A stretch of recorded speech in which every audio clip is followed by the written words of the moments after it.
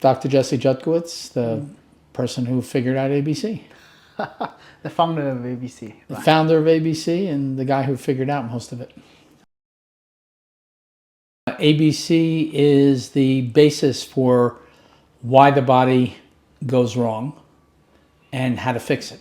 You know, it's more things are structural problems than anybody believes.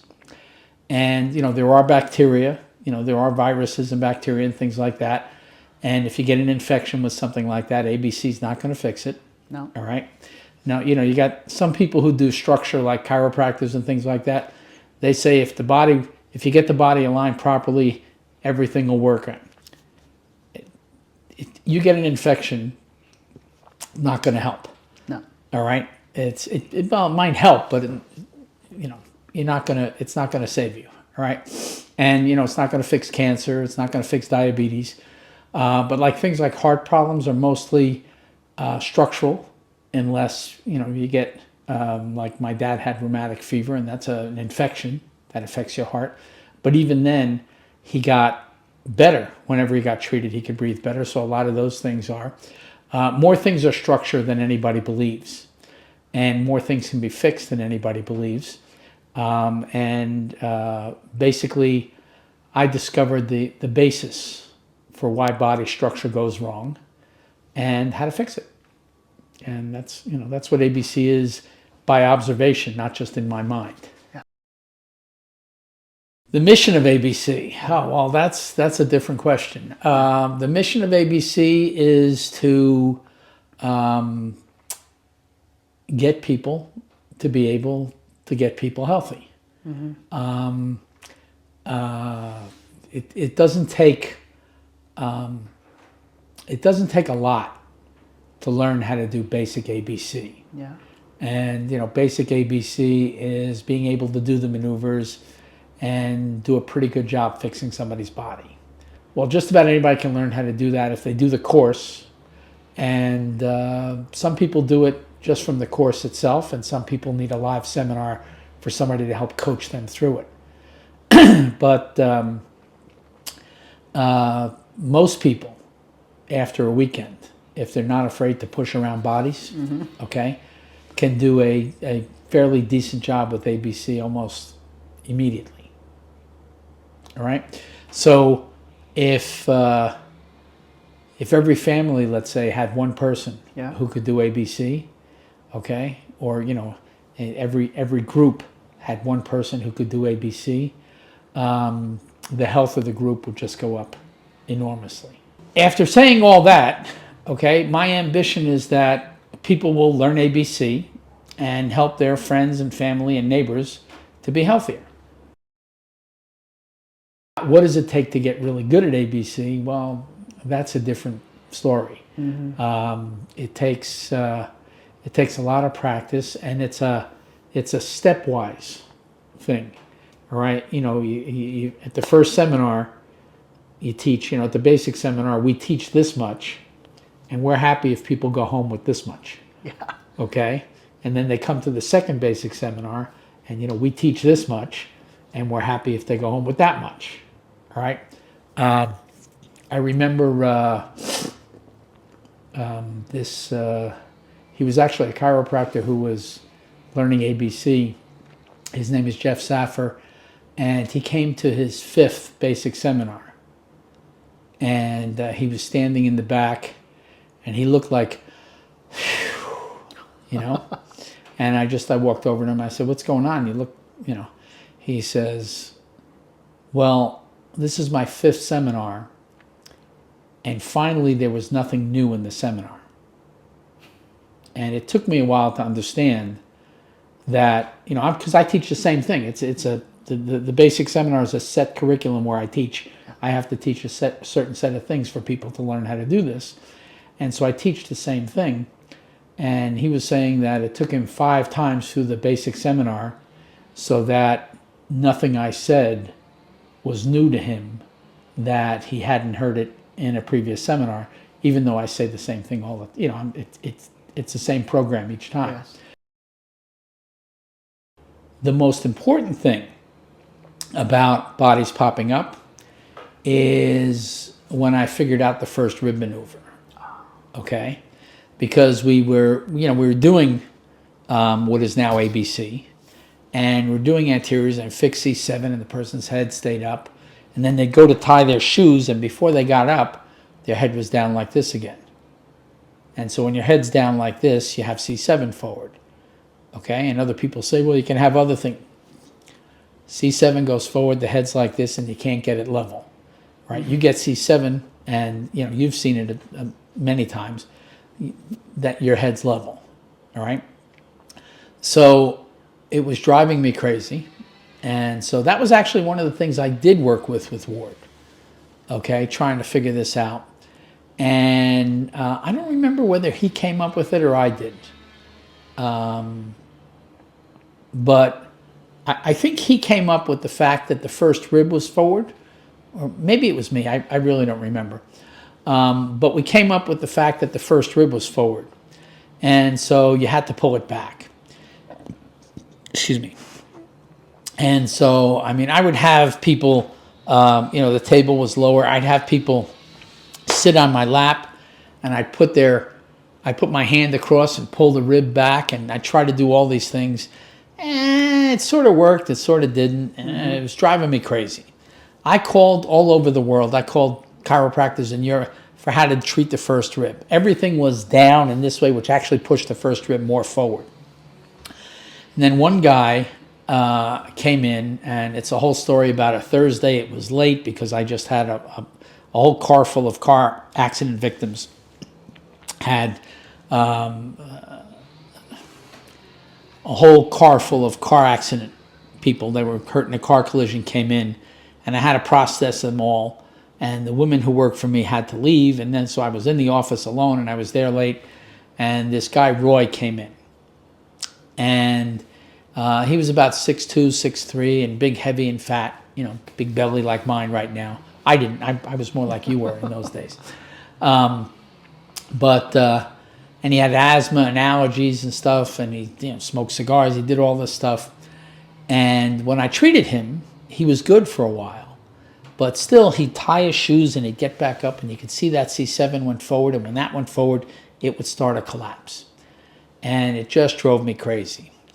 And so this one day, I was just tired enough and just annoyed enough, okay, that I looked at him, and I mean, think about it. I had this 300-pound guy sitting on my knee and trying to pull that rib, and he's tall, so I'd say, and I was just upset enough and everything else that I put my fingers, he was standing against the wall, I put my fingers on what I thought was the first rib, and I whacked this thing as hard as I could.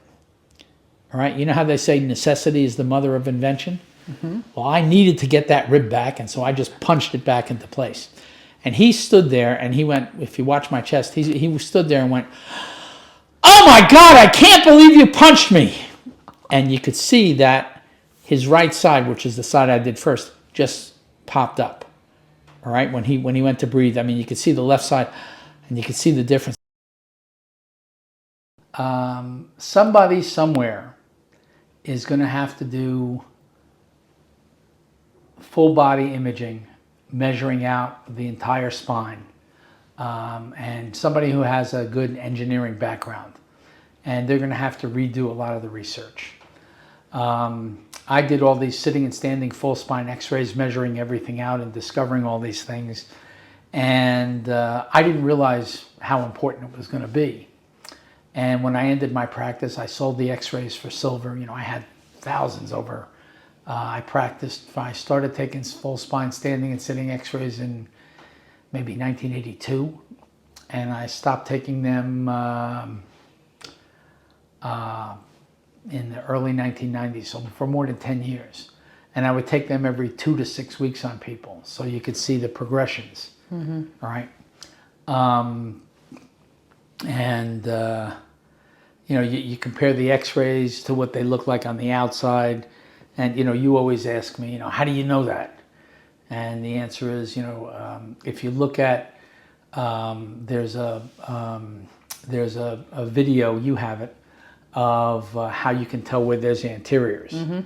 And so you look at the mathematics of that, and there's an acceleration of a curve. And so you could see that. And so anybody who really wants to do that, they have to understand the mathematics of drawing the lines and the curves and everything, and then look at people, looking at the x-rays and looking at people, and it quickly becomes apparent what's there. And if you do ABC exactly right, people get better, and you can see how smooth and good everything looks and all that. And so, that's how, when you say, how do you see that? And that's how I see that. And other people haven't done that. So until somebody does that, people just aren't going to understand how easily predictable and easily seen these things are. All right, you may, you've been here for 3 weeks, and I've been working to, you've been asking me, what does a master do? And I've been working to get you to know how to learn what to look at. Because, to expect that you could be with me for a month or so and become really a master at ABC, well, you're going to be with Jonathan next week. Yeah. And he's the only other person who's spent that much time with me. You guys will talk, and you'll come up with things. You should actually do an interview with him. Yeah, that's right. When you were with Jesse, what did you learn? Okay, and I'd actually be interested in seeing that interview. But I know somebody asked him, when you were with Jesse, what did you learn? He said, I learned so many things, I have no idea what I learned. All right, That's so, right. And you're going to find out when you start going home how to put this together. We've talked about that. Did you discover the endonasal cranial correction? Oh, no, not at all. No. And so the theory is that your sphenoid is twisted. So I started poking around on the outside of the sphenoid. I got pictures, and I started poking around on the outside of the sphenoid. And literally before Dean left, okay, I had figured out how to synchronous test and pick out the one, you know the points now, here, here, and here on the sphenoid. And I would do that, and we'd only do that one, and it would get the great result without having the bad reactions. And if you look on his website, I don't know what it says now, but we have his old websites. We have copies of his old websites, because on there it says, I taught Dr. Jutkowitz, and Dr. Jutkowitz figured out the diagnostics, and we can't duplicate the diagnostics. And so I thought up something else. All right. But the reason to learn ABC endonasal is two things. One is I figured out the diagnostics, and so you only do the one that's needed. And two is I figured out the secret to putting the balloons in very easily. So the short story is I was getting it done. What they teach in chiropractic school, there's so much baloney. And you leave chiropractic school and you're in gigantic confusion, and you're searching for something that works. And one of the things they teach you is it can't work. And now they're into this research thing. And you have to have research and this and that. And, and they say to me, how come you don't have research? How much research do you need? I've got a zillion pictures of practitioners all over the world. People are slumped, and then they're up with no effort. Okay, and I tried to publish, and they won't publish. All right, the guy who ran the Journal of JMPT, Manipulative Physiological Therapeutics, which was the big journal on manipulation and chiropractic and everything. Dana Lawrence, I think, he actually quit his job because he was trying to help me get this thing published, and they said, we're not going to publish him no matter what. I literally have a letter from him that says, Jess, I've been trying to get you published, and they told me to stop or I was going to lose my job. And he eventually quit and went to work at a chiropractic school because he discovered that the people who were running chiropractic were not going to let what I discovered be published or publicized a lot. All right. And I thought that was really strange until I realized that I offered this to the chiropractic schools in 1986. And I said, you can have all this. And John Wolfe, who's the guy who started Northwestern College of Chiropractic, which is now Northwestern Health University, whatever it is, he wrote me back because I said, well, this is the answer to how chiropractors cause strokes and heart attacks and other things. And he said, I can't think of a more damaging assertion. You know, so they didn't want to take responsibility for the fact that if you do manipulation wrong, you can hurt people. Mm-hmm.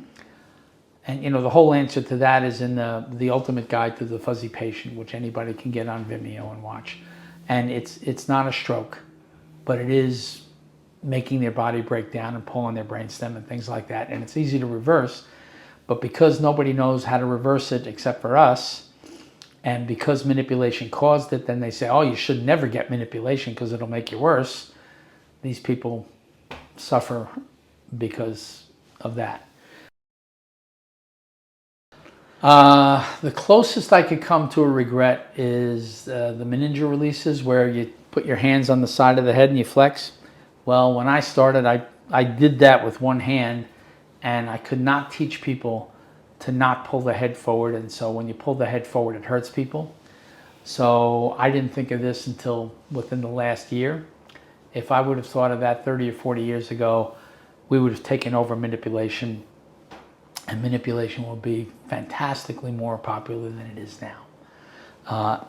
And it would be more effective. But I don't really regret that because I did my best, and you can't do better than your best. That's right. Okay. Do I regret anything else as far as ABC goes? Not really. I mean, I made all the mistakes that a beginner makes in learning something or try and publicize something and all this other stuff. But that comes under, gee, if I knew then what I knew now. You know the old saying? Mm-hmm. Youth is wasted on the young. All right? You know, because when they're young and energetic, they don't have the knowledge to put that to the best use. And then you get older, now you have the knowledge, but you're not young anymore, so you can't. And that's just the way life works. So I don't have any regrets on that at all. That's right. Can you give some advice to Chinese practitioners? Can I give some advice to, well, the advice I give to Chinese practitioners is the same advice I give to any practitioner. Yeah. Okay. So the advice I would give is come to seminars, apply what you can, go for 2, 3, 4 months, come to more seminars. A lot of people are afraid they're going to hurt somebody. And it is the biggest problem in my life that a half good job at ABC still gets people phenomenally better than anything else. And so the reason that's the biggest problem in my life is because a lot of people get half good at ABC and their patients get better, and then they never get better at ABC to get their patients even better. Okay, so there's a big difference there. But then just keep taking seminars and get better and better and better, and you know, you go. People don't realize this is like a 4 or 5 year college course, okay? But most of the course is getting experiences and learning about what you're doing with people. And so you don't need to be in a school to do that. You go out and you start treating people, and if you're observant, you start recognizing things that are going. And if you don't, you just come to more seminars and we teach you that. So the advice, and I told you there were guys who came to, like Eric I talked about, came to more than a dozen seminars in 2 or 3 years. Okay, and so that's a seminar every 2 to 3 months. And he's fantastic. He's one of my instructors now. He's only been doing ABC for about 3 years. So that's where it goes. So the advice is come to a basic seminar, come to another. I told you about that guy Jeff. Mm-hmm. Came to 5 basic seminars and finally After 5 basic seminars, there was nothing new that I learned. So the advice is come to your seminars, start treating lots of people, come to the seminars, learn the next level, and so on and so forth. And anybody who thinks this is a money thing, forget it. It's not a money thing, it's a help people thing. Will you come back to China? Will I come back to China? Probably. One thing COVID has taught me is I like being home, okay? And I've actually decided that I would travel a lot less. They want me in Europe, they want me in China. You guys want me in China. I was supposed to go to Australia, all right? And I'm willing to travel a lot less. You know, I can do things over the internet now. So will I come back to China? Probably. All right, but give me another year or so to get bored at home. If I'm bored at home, then I'll want to travel again. Yeah. All right. Yeah. Yeah, but I will.